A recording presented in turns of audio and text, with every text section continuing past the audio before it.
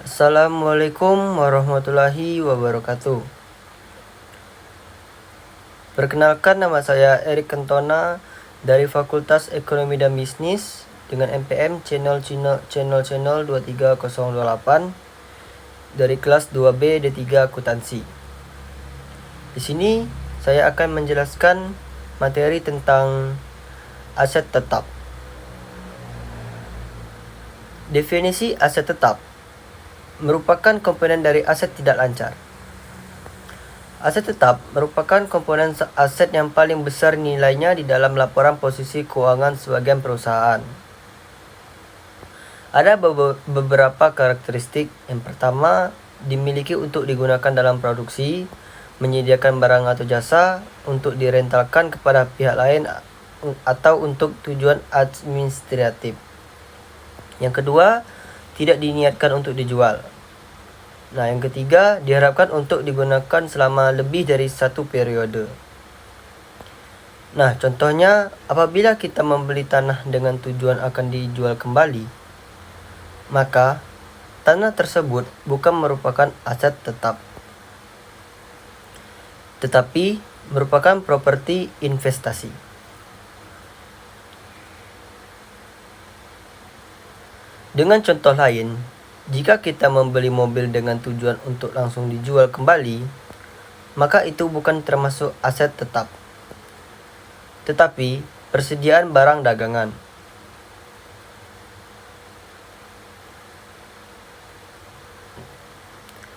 Akuntansi aset tetap. Yang pertama, akuntansi pada saat perolehan aset tetap. Akuntansi aset tetap dapat diperoleh dengan berbagai cara, yaitu yang pertama, pembelian. Yang kedua, dibangun sendiri. Yang ketiga, hibah. Yang keempat, melalui pertukaran perusahaan akan mengakui aset yang diperolehnya sebagai aset tetap jika memenuhi kualifikasi untuk diakui sebagai aset tetap. Suatu aset tetap yang memenuhi kualifikasi untuk diakui sebagai aset tetap, maka pada saat perolehannya harus diujur sebagai sebesar biaya atau harga perolehan. Biaya perolehan dari suatu aset tetap adalah semua biaya yang dikeluarkan untuk perusahaan memperoleh aset tetap sampai aset tetap tersebut siap untuk digunakan.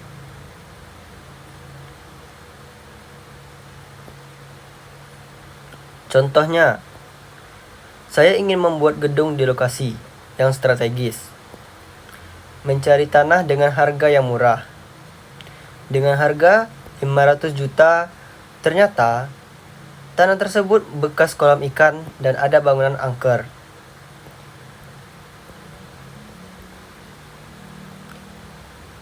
Jadi, biaya yang akan saya bayarkan pastilah mulai dari biaya pembelian tanah, biaya penimbunan, biaya membayar ustadz agar tempat tersebut aman ditempati, biaya konstruksi, dan biaya instalasi dan biaya lainnya. Dan biaya tersebut sampai aset tetap itu siap digunakan.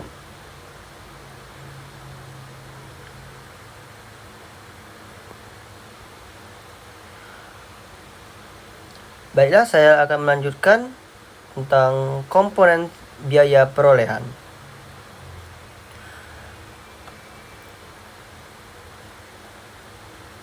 Yang pertama, harga pembelian, termasuk biaya impor dan pajak.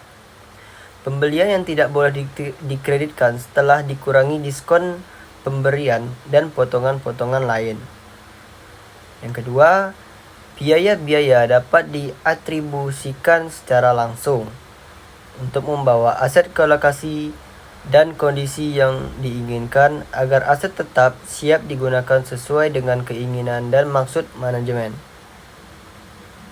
Contoh biaya. Nah, contoh biayanya yang dapat diatribusikan secara langsung adalah, yang pertama ini ada 1. biaya imbalan kerja. Yang kedua, biaya penyiapan lahan untuk pabrik. Yang ketiga, biaya penanganan atau handling dan penyerahan awal. Yang keempat, biaya perakitan dan instalasi. Yang kelima, biaya pengujian aset, apakah aset berfungsi dengan baik. Setelah dikurangi hasil neto penjualan produk yang dihasilkan sehubungan dengan pengujian tersebut. Yang keenam, komisi profesional.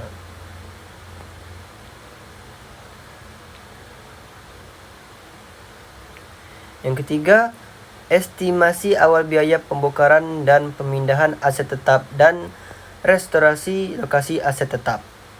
Contoh soalnya, tanggal 2 Januari 2021, MH Corporation membeli bangunan dengan harga $100 dan bangunan ini harus direnovasi terlebih dahulu dengan mengeluarkan biaya renovasi $5.000.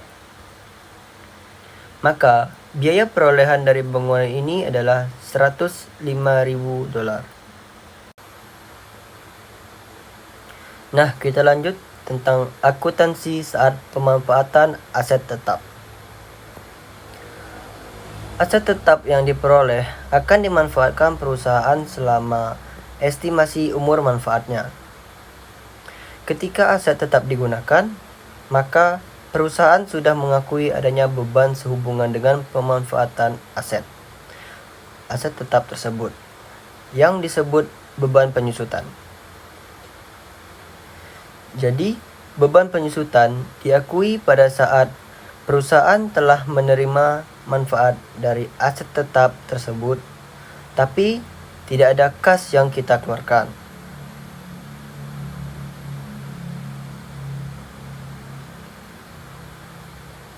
Next, akuntansi terkait dengan pemanfaatan aset tetap adalah yang pertama, penyusutan. Penyusutan adalah pengalokasian harga perolehan dari suatu aset tetap berwujud yang menjadi beban selama umur manfaat dari aset tetap tersebut yang diperhitungkan secara sistematis dan melalui pertimbangan yang rasional. Kenapa harus diperhitungkan secara sistematis? Karena menghitungnya ada metode dan tidak boleh asal-asalan. Tanah merupakan satu-satunya aset tetap yang tidak mengalami penyusutan karena yang pertama, umur manfaat tanah tidak terbatas. Nah, yang kedua, nilai tanah semakin lama semakin meningkat karena nilai tanah ditentukan oleh posisi dan lingkungan sekitar. Perusahaan akan mengukur dan mencatat beban penyusutan pada setiap akhir periode. Ketika perusahaan akan menyusun laporan keuangan dan akan dicatat pada jurnal penyesuaian dengan jurnal, yaitu mendebitkan akun beban depresiasi dan mengkreditkan akun akumulasi penyusutan. Akun akumulasi penyusutan adalah akun kontra. Akun pengurang dari aset tetap karena akun akumulasi penyusutan bersaldo kredit sebagai pengurang dari aset tetap. Faktor yang mempengaruhi perhitungan beban penyusutan adalah yang pertama yaitu biaya perolehan aset tetap. Yang kedua, nilai sisa. Estimasi nilai dari suatu aset tetap di akhir masa manfaatnya. Nah, yang ketiga, umur ekonomis atau umur manfaat. Nah, yang keempat, metode penyusutan yang digunakan. Nah, kita lanjut tentang metode penyusutan. Metode penyusutan yang digunakan perusahaan untuk menghitung beban penyusutan akan menghasilkan beban penyusutan per tahun yang berbeda. Perusahaan harus menggunakan metode penyusutan ini secara konsisten. Jika perusahaan mengganti metode penyusutan yang digunakan, maka perusahaan harus menyajikan kembali laporan keuangan pada periode-periode sebelumnya dengan menggunakan metode penyusutan yang baru agar terlihat dampak dari perubahan metode penyusutan ini.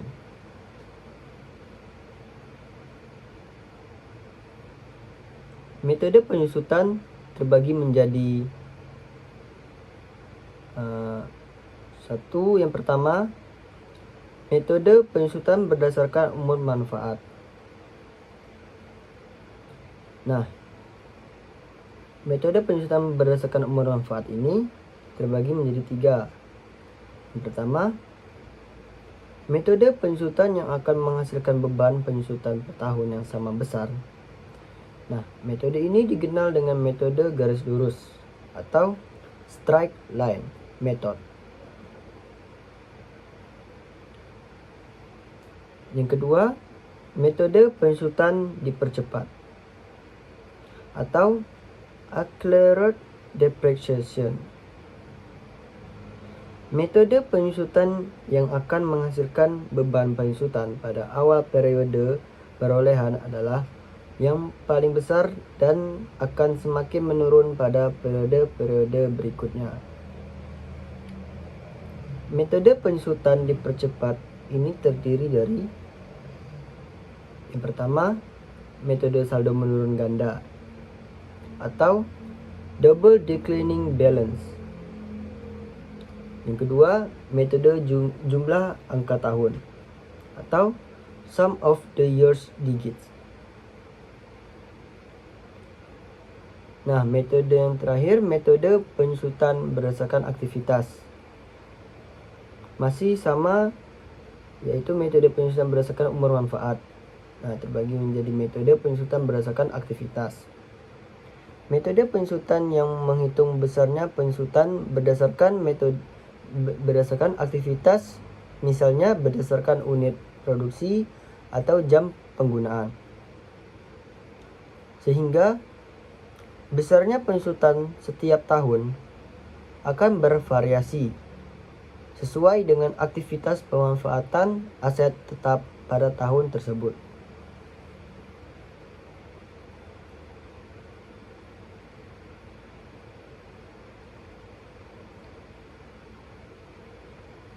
Ada perbandingan dari keempat metode penyusutan tersebut, yaitu yang pertama, metode garis lurus.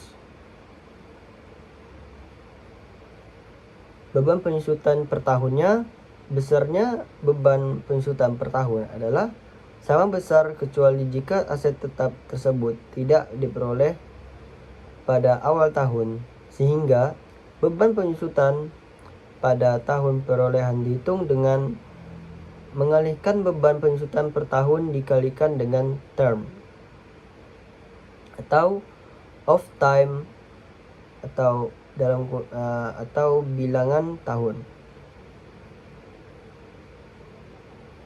Yang kedua, perbedaannya dasar penyusutan,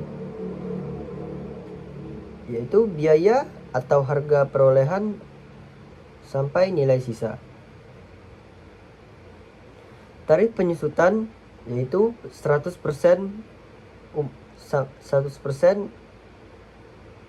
selama umur manfaat. Perhitungan beban penyusutan per tahun yaitu tarif penyusutan dan dasar penyusutan atau harga perolehan sampai nilai sisa umur manfaat. Jika aset tetap tersebut diperoleh bukan pada awal tahun, misalnya diperoleh pada tanggal 1 April 2021 dengan umur manfaat 5 tahun. Maka beban penyusutan untuk tahun 2021 dihitung sebagai berikut. Nah,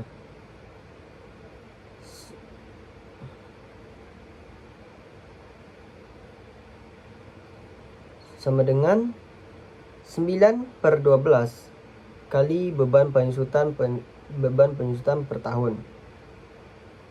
Untuk tahun 2021 sampai dengan 2023, beban penyusutan dihitung penuh untuk 1 tahun.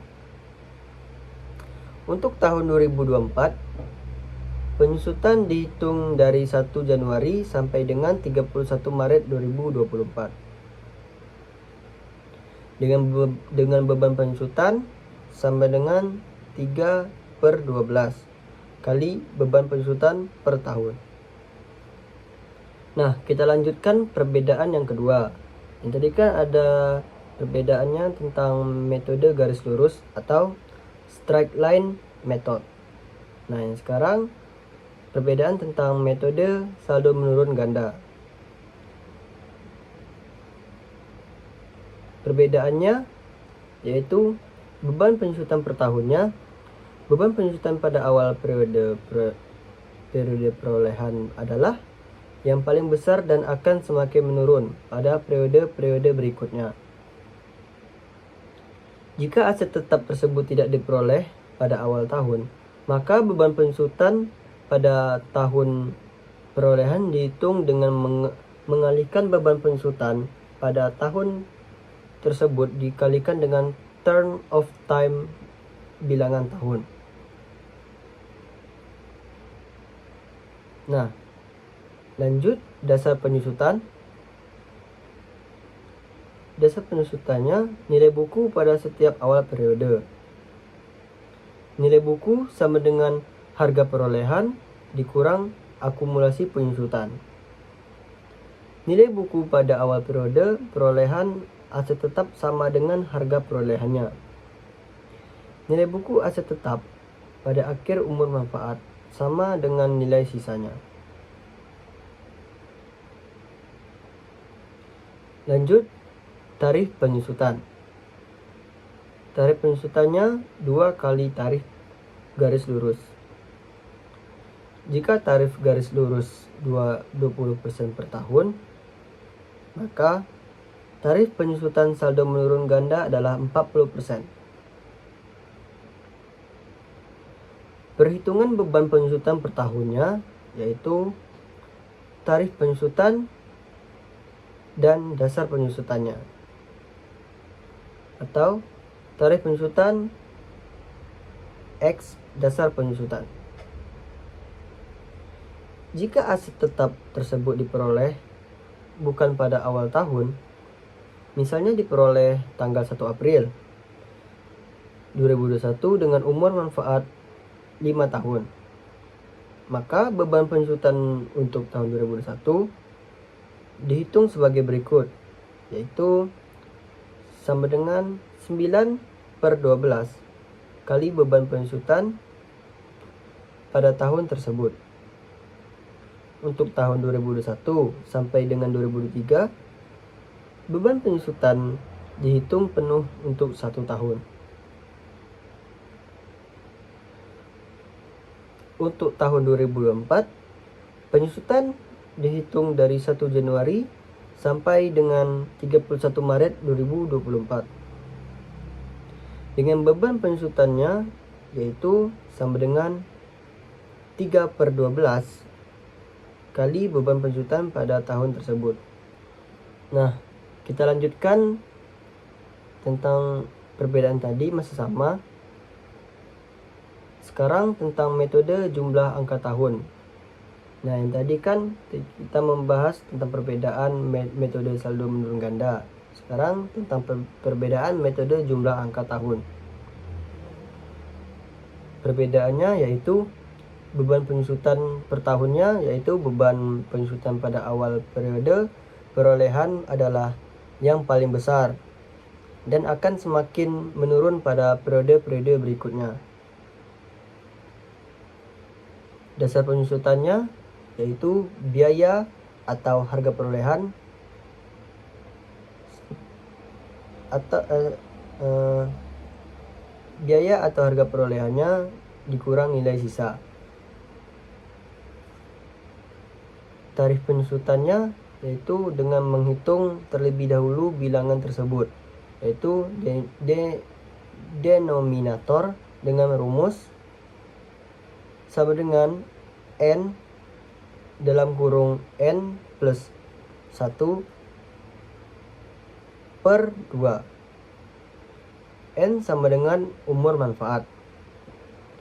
Contoh, aset tetap diperoleh tanggal 2 Januari 2021 dengan estimasi umur manfaat 5 tahun. Maka denominator dihitung sebagai berikut. Nah, contohnya sama dengan 5 dalam kurung 5 plus 1 per 2. Maka hasilnya 15. Jadi, maka tarif penyusutannya adalah tahun 2021 sama dengan 5 per 15. Tahun 2021 sama dengan 4 per 15. Tahun 2021 sama dengan 3 per 15 tahun 2022 sama dengan 2 per 15. Lanjut tahun 2023 sama dengan 1 per 15. Perbedaan selanjutnya perhitungan beban penyusutan per tahun, yaitu perbedaannya tarif penyusutan X dasar penyusutan. Jika aset tersebut tidak diperoleh pada awal tahun, tetapi sebagai contoh pada tanggal 1 April 2021, maka beban penyusutan sebagai berikut. Nah, tahun 2021 yakni 5 per 15 kali 9 per 12 X DP atau dikali DP.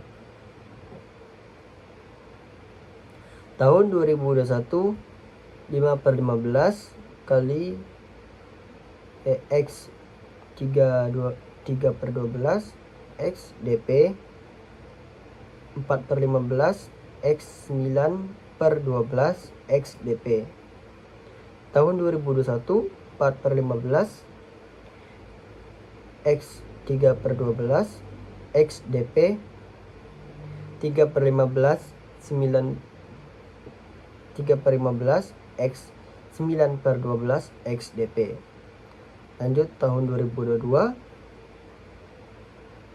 3 per 15 X 3 per 12 X DP 2 per 15 X 9 per 12 X DP. Tahun 2023 2 per 15 X 3 per 12 X DP 1 per 15 X 9 per 12 X DP. Di tahun 2024 1 per 15 X 3 per 12 X DP. Nah, itulah perbedaan dari metode jumlah angka tahun. Pada perbedaan-perbedaannya yaitu beban penyusutan per tahun, dasar penyusutan, tarif penyusutan, perhitungan beban penyusutan per tahun. Nah, kita lanjut perbandingan metode unit aktivitas. Nah, tadi kan yang pertama ada metode garis lurus atau straight line method. Nah, yang kedua tadi ada saldo menurun ganda. Nah, yang ketiga yaitu metode jumlah angka tahun. Nah, yang sekarang yang terakhir perbedaan tentang metode unit aktivitas. Beban penyusutan per tahunnya yaitu besarnya penyusutan setiap tahun akan bervariasi sesuai dengan aktivitas pemanfaatan aset tetap pada tahun tersebut. Dasar penyusutan yaitu biaya atau harga perolehan kurang nilai sisa. Tarif penyusutan yaitu tarif penyusutannya bukan untuk per tahun, tetapi untuk per unit atau per kilometer pemakaian. Tarif dihitung sebagai berikut. Sama dengan dasar penyusutan per jumlah unit yang dapat dihasilkan selama umur manfaat aset tetap, sama dengan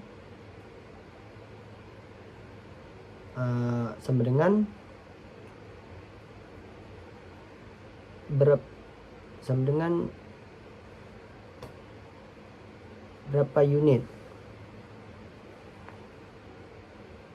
Lanjut, perhitungan beban penyusutan per tahun. Tarif penyusutan X jumlah unit yang dihasilkan pada tahun tersebut. Perusahaan dapat merevisi umur manfaat dari aset tetap ketika melihat kondisi dari aset tetap tersebut. Misal, suatu mesin yang saat perolehan estimasi umur ekonomisnya 8 tahun, namun setelah mesin ini dimanfaatkan selama 6 tahun, perusahaan ini melihat kondisi mesin masih bagus sehingga perusahaan merevisi umur ekonomisnya menjadi 10 tahun.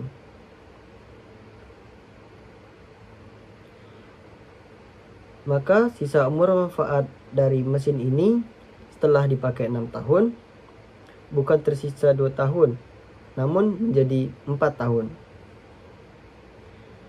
Ketika perusahaan merevisi umur manfaat dari aset tetap, maka yang pertama yaitu ada perusahaan tidak perlu menyesuaikan beban penyusutan yang sudah diperhitungkan pada tahun sebelum dilakukan revisi.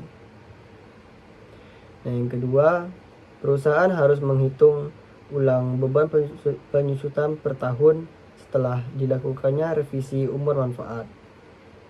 Hasil perhitungan beban penyusutan per tahun yang baru ini akan menjadi beban penyusutan yang akan dicatat perusahaan selama sisa umur manfaat. Langkah-langkah dalam menghitung beban penyusutan yang baru adalah sebagai berikut. Nah, langkah-langkahnya yaitu yang pertama menghitung nilai buku aset tetap sampai dengan tanggal dilakukannya revisi. Nah, yang kedua, menghitung dasar penyusutan yang baru dengan cara sebagai berikut, yaitu nilai buku aset tetap pada tanggal revisi sampai dengan estimasi nilai sisa setelah revisi. Beban penyusutan per tahun setelah direvisi sama dengan tarif penyusutan atau baru X dasar penyusutan atau baru. Lanjut, pengeluaran yang dilakukan perusahaan sehubungan dengan aset tetap ketika aset tersebut sedang dimanfaatkan oleh suatu perusahaan. Ketika aset tetap sedang dimanfaatkan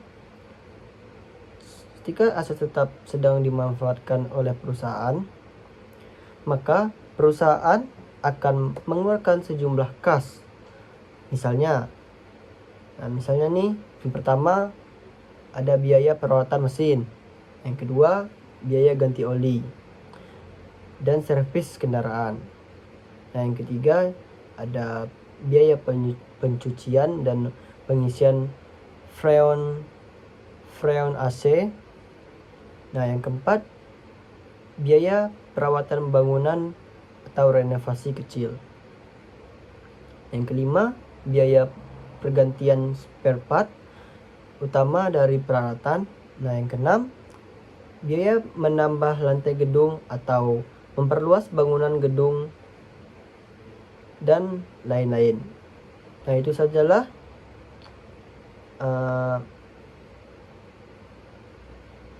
pengeluaran sejumlah kas yang dikeluarkan oleh suatu perusahaan. Pengeluaran yang dilakukan perusahaan sehubungan dengan aset tetap ketika aset tersebut sedang dimanfaatkan dikelompokkan menjadi dua.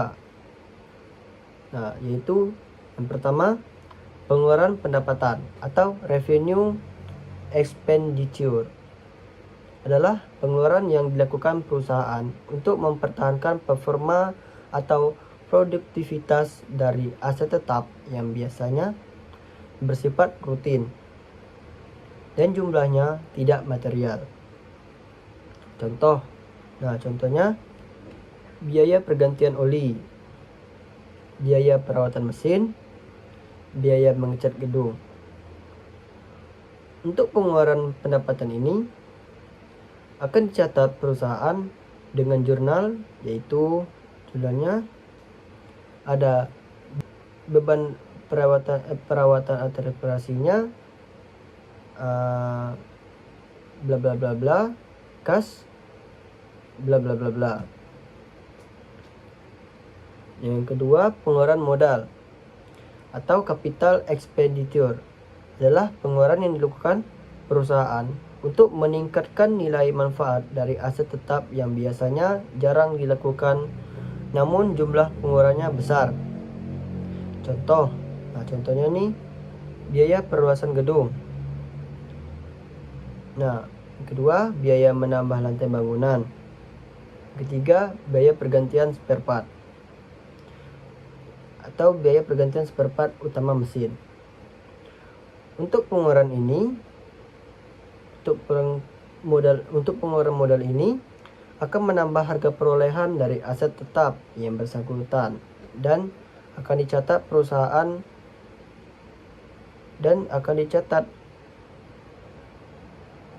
oleh perusahaan dengan mendebitkan akun aset tetap yang bersangkutan. Misalnya, Universitas Bengkulu melakukan renovasi dari menambah lantai gedung 1 dari 2 lantai menjadi 3 lantai dengan biaya pembangunan yaitu 5 miliar. Maka jurnal yang dibuat adalah bangunannya sekian-sekian, kasnya sekian-sekian. Baiklah, itu saja materi yang bisa saya sampaikan atau jelaskan. Mohon maaf apabila ada kesalahan kata. Wabillahi taufiq wal hidayah. Wassalamualaikum warahmatullahi wabarakatuh. Terima kasih.